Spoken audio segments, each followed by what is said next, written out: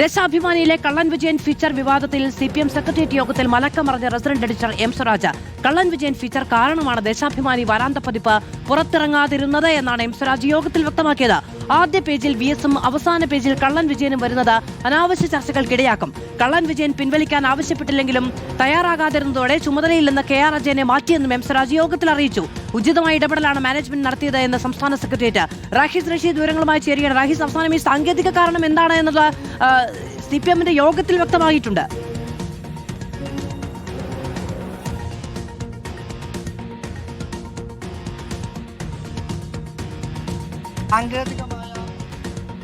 പുറത്ത് മാധ്യമങ്ങൾക്ക് മുന്നിൽ സാങ്കേതികമായ ചില കാരണങ്ങൾ കൊണ്ടാണ്. മധു, കേൾക്കാമോ?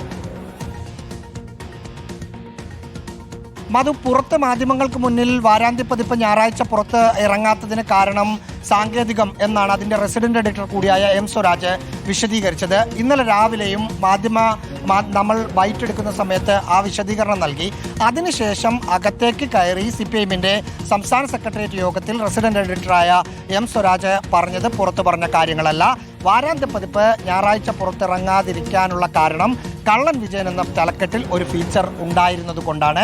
ഒന്നാമത്തെ പേജിൽ വിഎസിനെ കുറിച്ചുള്ള ഒരു ലേഖനവും അവസാനത്തെ പേജിൽ വിജയൻ കള്ളൻ എന്ന തരത്തിൽ ഒരു ലേഖനവും വരുന്നത് പലതരത്തിലുള്ള വിവാദങ്ങൾ സൃഷ്ടിക്കുമെന്ന് മാനേജ്മെന്റ് തിരിച്ചറിഞ്ഞു.